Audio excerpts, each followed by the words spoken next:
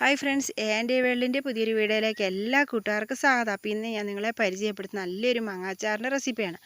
അപ്പോൾ അതിനായിട്ട് മാങ്ങ ചെറുതായിട്ട് അരിഞ്ഞ് ഉപ്പുപൊടിയും മുളക് പൊടിയും കൂടെ തിരുമ്മി വെച്ചേക്കുന്നതാണ് കേട്ടോ. അപ്പോൾ ഏകദേശം ഒരു മണിക്കൂറോളം ആയിട്ടുണ്ട്. അപ്പോൾ അതിന് മുന്നേ എനിക്ക് വീഡിയോ എടുക്കാനായിട്ട് പറ്റിയില്ല. അപ്പോൾ അരിഞ്ഞ് ഇത്രയും സമയം അതിന് ശേഷമാണ് ഞാൻ വീഡിയോ എടുക്കുന്നത്. അപ്പോൾ ആവശ്യത്തിന് ഉപ്പുപൊടിയും ആവശ്യത്തിന് മുളക് പൊടിയും കൂടെ തിരുമ്മിയാണ് നമ്മളിത് വെച്ചേക്കുന്നത്.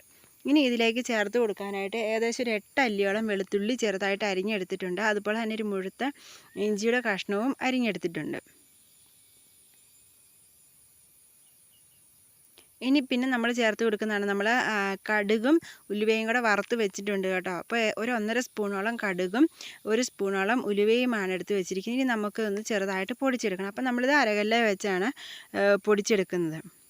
അപ്പോൾ ഇത് വറുത്ത് വെച്ചേക്കുന്നതാണ്. ഇനി നമുക്കൊന്ന് പൊടിച്ചെടുത്തതിന് ശേഷം കാണാം. അപ്പോൾ നമ്മൾ ഉലുവയും കടുകും നന്നായിട്ട് പൊടിച്ചെടുത്തിട്ടുണ്ട്. ഒരുപാട് പൊടിഞ്ഞു പോകരുത് കേട്ടോ. ചെറിയൊരു രീതിയിൽ നമ്മൾ ഈ ഒരു പാകത്തിൽ നമ്മൾ പൊടിച്ചെടുത്തേക്കുന്നത്. അപ്പോൾ ഓരോരുത്തരും എടുക്കുന്ന മാങ്ങയുടെ അളവിനനുസരിച്ച് വേണം ഉലുവയും കടുകൊക്കെ എടുക്കാനായിട്ട് കേട്ടോ. അപ്പോൾ ഞാനൊരു ഉരുളി അടുപ്പത്ത് വെച്ച് കൊടുത്തിട്ടുണ്ട്. ഇനി ഉരുളി നന്നായിട്ട് ചൂടായി കഴിയുമ്പോൾ ഇതിലേക്ക് നല്ലെണ്ണയാണ് ഒഴിച്ച് കൊടുക്കേണ്ടത്. അപ്പം നല്ലെണ്ണ ഒഴിച്ച് നമ്മൾ അച്ചാറൊക്കെ ഇട്ട് കഴിഞ്ഞാൽ കുറേ നാൾ കേട് കൂടാതിരിക്കുക. അതുപോലെ തന്നെ നല്ലൊരു ടേസ്റ്റിലിരിക്കാനായിട്ടും സഹായിക്കും കേട്ടോ. അപ്പോൾ നല്ലെണ്ണയൊക്കെ ഉപയോഗിച്ച് അച്ചാറിടുവാണെങ്കിൽ നമുക്ക് എന്തോരം നാൾ വേണേലും ഒരു കേടും വരാതിരിക്കും. ഇനി നല്ലെണ്ണ നന്നായിട്ട് ചൂടായിരിക്കും. ഞാനൊരു സ്വല്പം കടുകും കൂടെ ഒന്നിട്ട് കൊടുക്കുന്നുണ്ട് കേട്ടോ, പൊട്ടിച്ചെടുക്കാനായിട്ട്. അപ്പോൾ അതൊക്കെ നന്നായിട്ട് പൊട്ടിക്കഴിയുമ്പോൾ ഞാൻ അതിലേക്ക് നമ്മൾ കറിവേപ്പിലയും ഇഞ്ചിയും വെളുത്തുള്ളിയും കൂടി ഇട്ട് കൊടുക്കുകയാണ്. ഇനി നമുക്ക് നന്നായിട്ടൊന്ന് ഇളക്കി കൊടുക്കാം.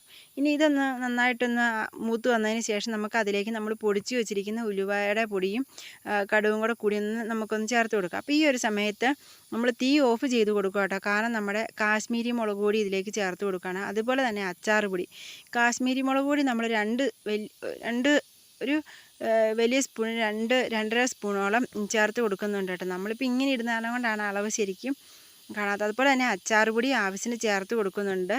ഇനി ഇതെല്ലാം നന്നായിട്ടൊന്ന് മിക്സ് ആക്കിയതിന് ശേഷം മാത്രമേ ഈ ഒരു ചൂടിലിരുന്ന് ഇത് ഒന്ന് സെറ്റായതിന് ശേഷം മാത്രമേ ഞാനിതൊന്ന് തീ കത്തിച്ച് കൊടുക്കുന്നുള്ളൂ.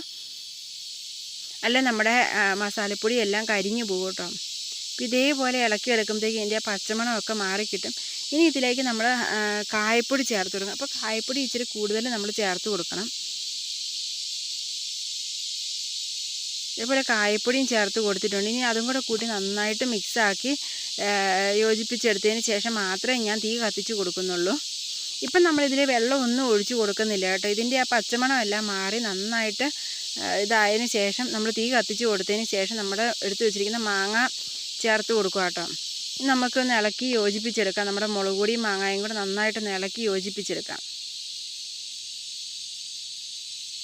അപ്പോൾ ഇത് നമ്മുടെ മാങ്ങായും മുളക് പൊടിയെല്ലാം നല്ല സെറ്റായി വന്നിട്ടുണ്ട്.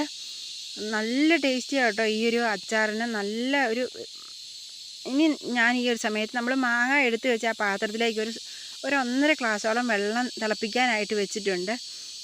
ഈ ഒരു വെള്ളമല്ല, നമ്മൾ വേറെ ഒരു തുള്ളി വെള്ളം പോലും നമ്മുടെ അച്ചാറിലേക്ക് ചേർത്ത് കൊടുക്കുന്നില്ല കേട്ടോ.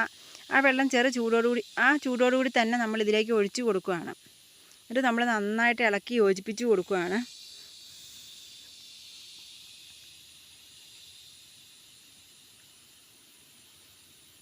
ഇപ്പോൾ അത് നന്നായിട്ട് ഇതിന് ശേഷം നമ്മുടെ മാങ്ങാച്ചാർ അത്യാവശ്യം ചൂടാറിയതിന് ശേഷം ഇതിലേക്ക് ആവശ്യത്തിന് വിനാഗിരിയും കൂടെ ചേർത്ത് ഒന്ന് യോജിപ്പിച്ചെടുക്കണം കേട്ടോ. എന്നിട്ട് നമ്മൾ വിനാഗിരി ഒഴിച്ച് കൊടുത്തതിന് ശേഷം നന്നായിട്ട് ഇളക്കി യോജിപ്പിച്ചെടുക്കണം. എന്നാൽ മാത്രമേ നമ്മുടെ അച്ചാർ നല്ല ടേസ്റ്റി ആയിട്ടിരിക്കുകയുള്ളൂ. അതുപോലെ തന്നെ പൂപ്പലൊന്നും പിടിക്കാതിരിക്കാനൊക്കെ ആയിട്ടും നമ്മൾ ഇത് നന്നായിട്ട് തണുത്തതിന് ശേഷം പാത്രത്തിലേക്ക് മാറ്റി കൊടുക്കണം. അപ്പോൾ വീഡിയോ ഇഷ്ടമല്ല എല്ലാവരും ഒന്ന് ലൈക്ക് ചെയ്യാനും കമൻറ്റ് ചെയ്യാനും ഷെയർ ചെയ്യാനും മറക്കരുത്. അപ്പോൾ അടുത്ത ദിവസം മറ്റൊരു വീഡിയോ ആയിട്ട് വരുന്നവരെല്ലാവർക്കും ബൈ.